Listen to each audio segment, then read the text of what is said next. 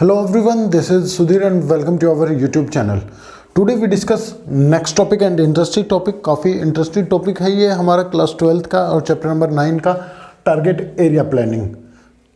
पिछली वीडियो थी उसके अंदर हमने जो डिस्कस किया था वो अप्रोचेस टू प्लानिंग किया था, जो प्लानिंग के जो योजना के उपागम हैं उनको डिस्कस किया था। आज हम जो डिस्कस कर रहे हैं वो टारगेट एरिया प्लानिंग कर रहे हैं। किसी क्षेत्र के लिए हम कैसे प्लानिंग है वो करें या जो प्लानिंग कमीशन है उसने क्या किया है, तो वो सारी जो चीज़ें हैं वो डिस्कस की जाएंगी इसके अंदर। और आपको हर एक जो टॉपिक है उस पर आपको डीपली यहाँ पे एनसीईआरटी और जो डी सर्कुलर हैं उसके जो नोट्स हैं वो प्रोवाइड किए जाएंगे बेटा। फिर भी आपको कुछ डाउट लगती है तो आप मुझे कमेंट करके बता सकते हैं। आपकी जो प्रॉब्लम है उनको मैं सॉर्ट आउट करने की कोशिश है वो करूँगा। पहले बात करते हैं, the planning process has to taken special care of economically backward area. कि जो प्लानिंग है, हमें जो प्लानिंग जो करनी चाहिए, जो प्लानिंग की जो प्रोसेस है वो हमें करनी चाहिए स्पेशली उन क्षेत्रों के लिए। एक स्पेशल ध्यान है वो देना चाहिए उन क्षेत्रों के लिए जो इकोनॉमिकली बैकवर्ड हैं, जो आर्थिक रूप से काफ़ी पिछड़े हुए राज्य हैं।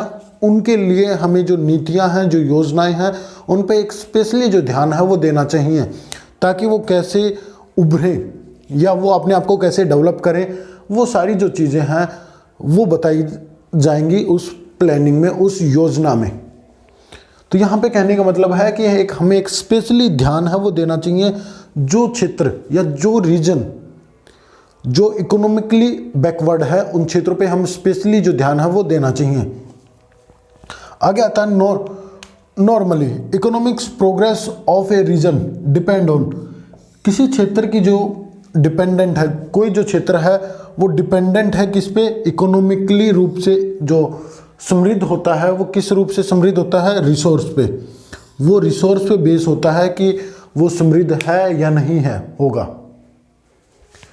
तो यहाँ पे आगे बताया गया है कुछ रीजन, कुछ क्षेत्र ऐसे भी हैं जो रिसोर्स रिच हैं बट वो क्या है, वो डेवलप नहीं है, वो इकोनॉमिकली बैकवर्ड ही हैं। क्यों है? उसका कारण है लैक ऑफ टेक्नोलॉजी। उनके पास इतनी टेक्नोलॉजी है वो अवेलेबल नहीं है।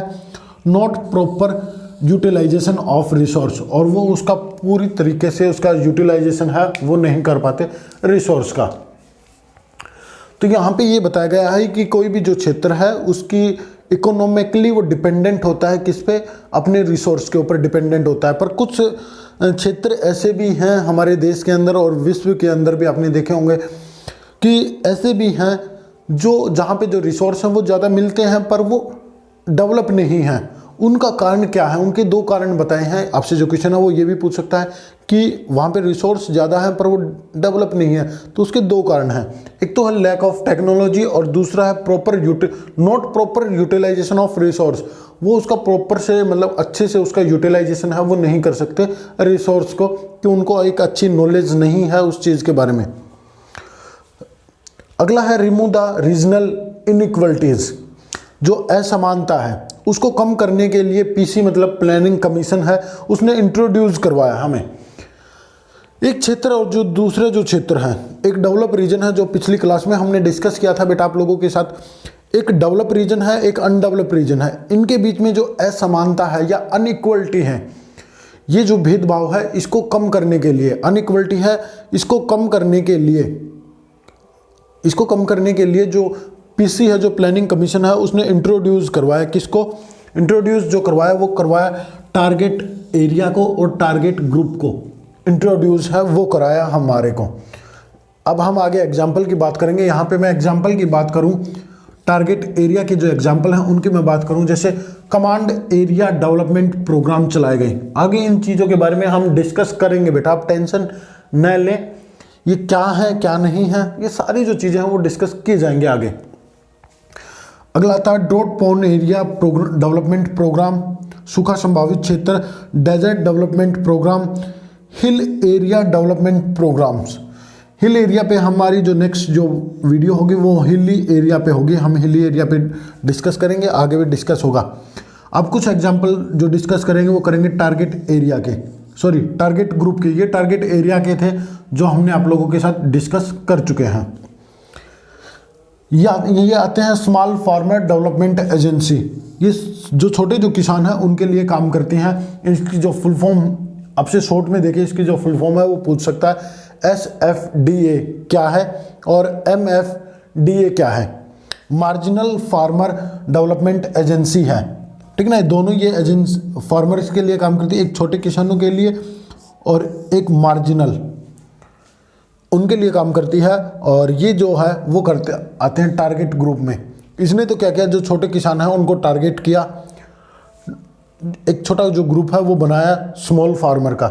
एक होते हैं मार्जिनल, जिनके पास भूमि ही नहीं होती, उनका एक जो ग्रुप है वो बनाया। फिर कहते हैं इन 8th 5 ईयर प्लान। आप मुझे जल्दी से बताइए कि जब हमने इंट्रोडक्शन जो पार्ट है वो कराया था, तो हमने जो 8th 5 ईयर प्लान का जो टाइम क्या था, आप मुझे टाइम बता सकते हैं कि इसका जो टाइम है वो क्या है? ये आप लोगों के लिए होमवर्क है, आपको देखते हैं कि आपने कितनी स्टडी है वो की है। Specially area programmes were design to development infrastructure in hilly area. जो 8वीं जो 5 ईयर जो प्लान थी वो मेनली जो डिजाइन है वो इसलिए की गई थी, वो स्पेशल जो एरिया जो प्रोग्राम्स है वो चलाए गए थे, और जो हिली जो एरिया है उनकी जो इंफ्रास्ट्रक्चर है उसको स्ट्रॉन्ग करना या उसको डेवलप करने के लिए चलाए गए थे। जैसे नॉर्थ ईस्टर्न स्टेट्स हैं उनके बारे में, जो ट्राइबल एरियाज हैं उनको डेवलप करना, और जो बैकवर्ड जो एरियाज हैं हिली एरिया के अंदर उनको डेवलप करने के लिए 8th 5 ईयर प्लान को डिज़ाइन किया गया था, ताकि उनकी जो इंफ्रास्ट्रक्चर है उसको डेवलप है वो किया जा सके। अगली जो वीडियो होगी, अगली जो वीडियो है उसके अंदर जब बात करेंगे तो हिली एरिया डेवलपमेंट जो प्रोग्राम्स है उसी को डिस्कस करेंगे। तो बेटा आपको समझ आया होगा। ये जो आपको किसी भी टॉपिक के अंदर डाउट लगती है तो आप मुझे बता सकते हैं, या वीडियो को आप बैक करके देख सकते हैं, आपको आसानी से क्लियर है वो हो जाएगी। और आपको वीडियो अच्छी लगी हो तो लाइक करना, शेयर करना और चैनल को सब्सक्राइब ज़रूर करना ऐसी ही वीडियो देखने के लिए। और आगे मैं बात करूं, अगली जो वीडियो होगी उसके लिए आप एक बार NCERT की जो बुक है वो ज़रूर पढ़ लें। एक बार जब यहाँ पे हम जो टॉपिक करा देते हैं उसके बाद आप NCERT की जो बुक है वो ज़रूर पढ़ें। चलिए मिलते हैं नेक्स्ट वीडियो में नेक्स्ट टॉपिक के साथ। Thank you and thank you very much बेटा।